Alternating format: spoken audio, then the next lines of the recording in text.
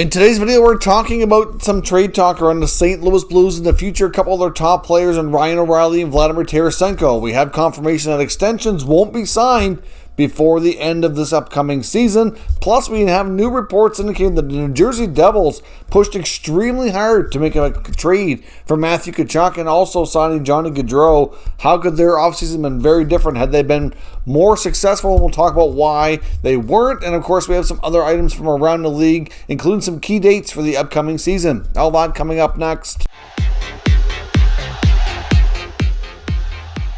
So welcome back to another video here at Top Shelf Hockey. As you can see, I'm not in my normal recording studio here today, on the road, recording here from a different part of New Brunswick in a hotel room. So certainly hope the scenery in the back is okay. Apologize if the audio might be off a little bit. I don't have my mic stand with me, so it's not, if I'm touching the microphone at all and you have any audio issues, I do want to apologize up front for that, but doing the best we can here with what I was able to bring with me. Now into today's news, I have a couple of items first to come from Pierre LeBrun. Of course, his bow kind of back from vacation and back doing his normal reporting duties.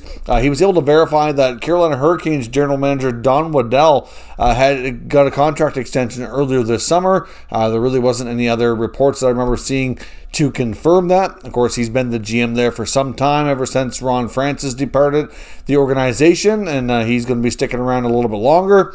Fair to say, I think he's in a pretty decent job. The Hurricanes have been a pretty successful franchise, so really no surprise there, no need to really make any changes. Some key dates that LeBrun also revealed for the upcoming 2022-23 NHL season. The NHL trade deadline will be Friday, March the 3rd. Certainly that seems a little bit later than usual. That will be the trade deadline day, and the NHL draft will be kind of the next key thing, which will be June 28th and 29th, which will be hosted in Nashville. So obviously Montreal hosted last year. This year's upcoming draft will be in Tennessee. Now, of course, the other big date as well is free agency, which we'll go back to what it was normally for the longest time, July 1st, which is also Canada Day here in Canada. But for the longest time, that was a tradition, free agent frenzy on July 1. So we're basically back to a normal hockey calendar. The draft was always late June, but usually the weekend before free agency. The only thing that seems a little different is the trade deadline. Quite often is at the end of February, not into early March, but obviously with the calendar the way it is, that kind of makes sense for them. Now, as I mentioned, we have some other topics I want to take a look at here. One, Pierre LeBrun's also reporting about some big moves that almost happened but didn't. Of course, we did see a blockbuster trade sending Matthew Tkachuk from Calgary to Florida, but did we know that New Jersey was a real serious player and contender for his services?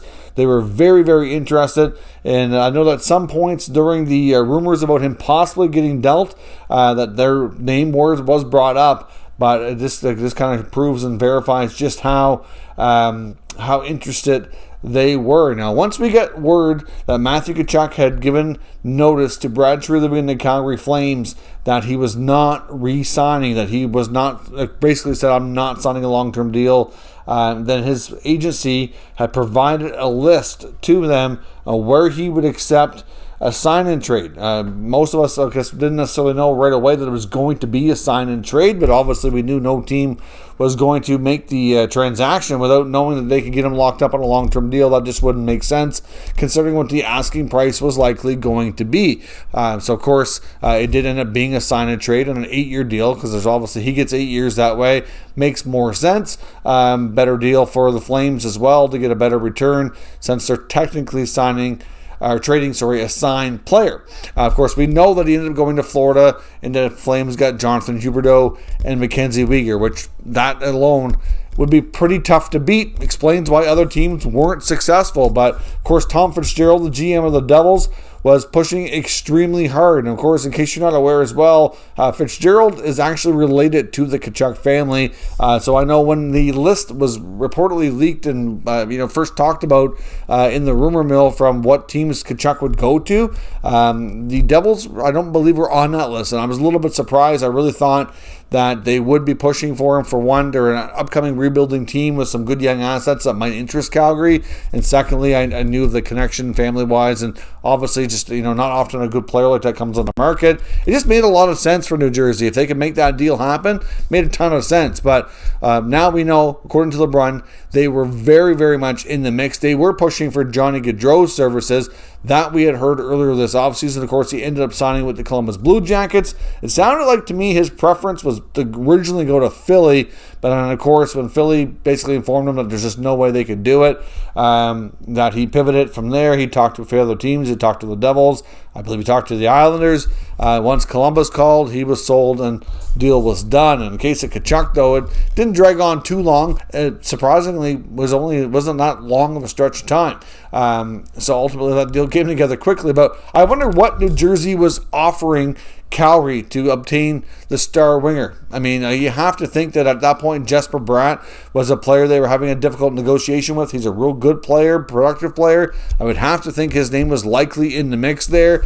Maybe their first round pick for the upcoming draft. Of course, the 2022 draft was already done and over with by that point, so those draft picks were off the table. Of course, they had picked pretty high there. Number 2 was Simon Nemec, of course.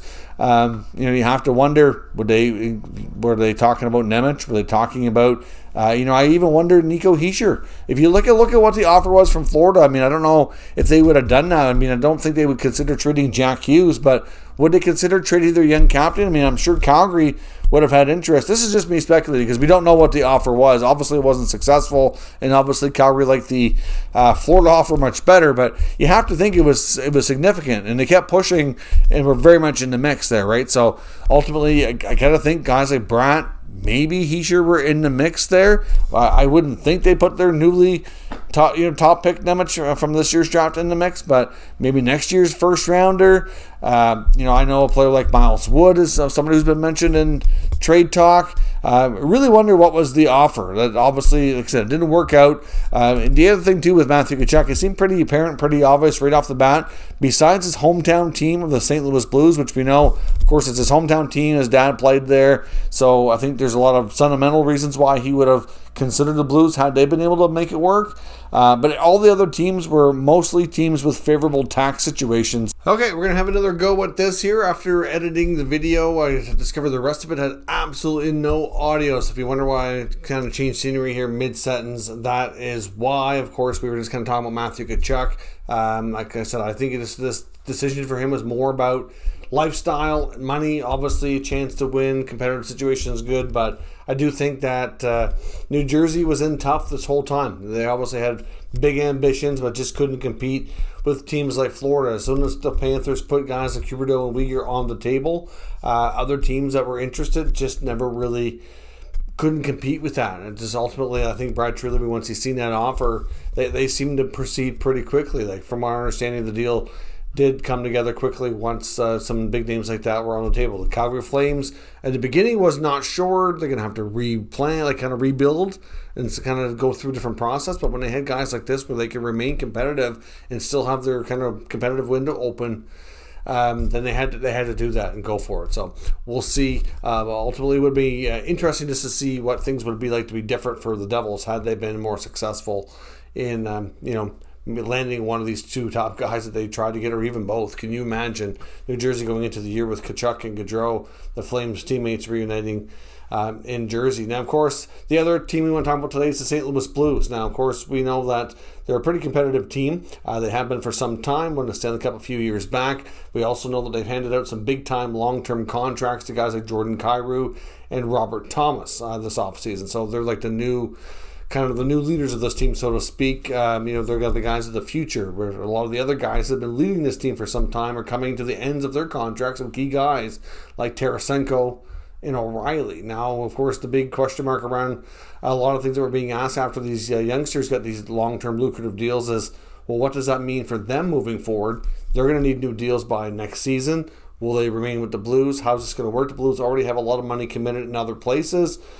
Can they keep them? What's the things looking like? And then, of course, General Manager Doug Armstrong kind of clarified what the short-term plan is here, so to speak, essentially confirming that neither one of these, none of the UFAs right now are going to be offered extensions. They're not really going to get into anything until after the season. So don't expect to hear contract extensions. I mean, things can always change, don't get me wrong. But based on these comments, O'Reilly, Tarasenko, anybody else in this team that's on an expiring deal are going to be playing the season out, and they'll revisit in the offseason. Now, of course, depending on how the Blues go, they may have plenty of time.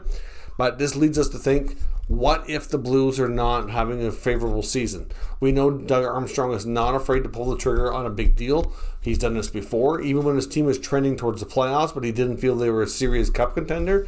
He made a trade with like one of his top 6 centers in Paul Stastny. Now, of course, that was a while back, but still, he did that. Of course, they had a long, drawn-out negotiation process with Alex Pietrangelo, which ended up being pretty emotional for both sides, and he ended up going to Vegas. They just couldn't compete with the offer. I know Pietrangelo was torn emotionally on what to do, but ultimately, had a much more lucrative offer there. Now, does he want to lose Tarasenko and O'Reilly to free agency? I wouldn't think so. Now, the odds of them keeping one of them is probably more decent than both of them. Now, will Tarasenko want to re-sign in St. Louis?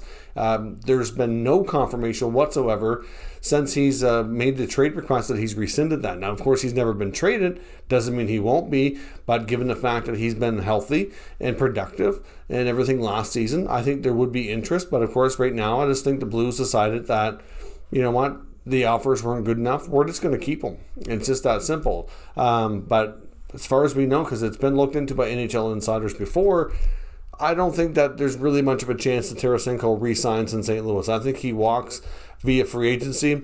Will they revisit trading him this year?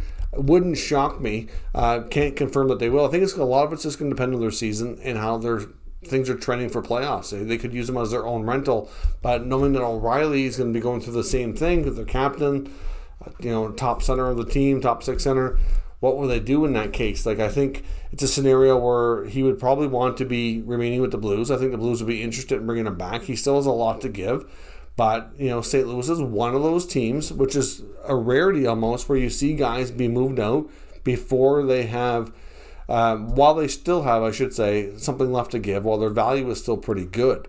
You quite often see teams hang on to players far too long because of the emotional attachment, and then they can't get anything in return down the road to set them up for the next wave of players coming through to lead the franchise. So obviously, a guy like O'Reilly, like I said, still a top 6 center in the league. He's still very much a top 2-way player in the league.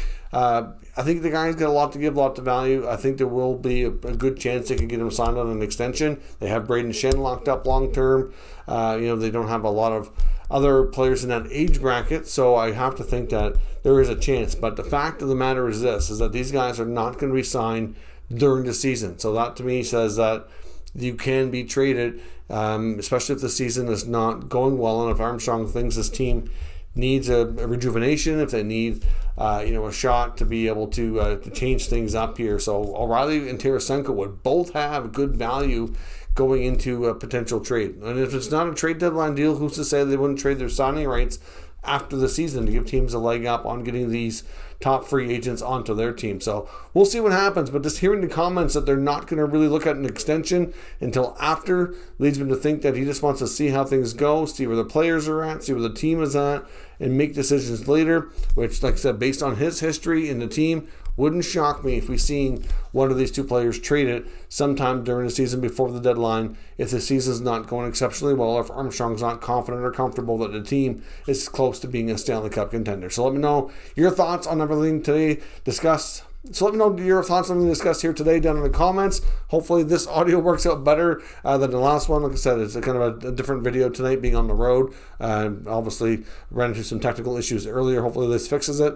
And if you're new to the channel, make sure you subscribe and stick around. Trust me, this is not a normal video. If you watch any future videos or past videos, you see normally I'm at home in my recording studio with a better setup and no tech issues. So hopefully we can sort this out going forward. Thank you for watching, and I'll catch you next time.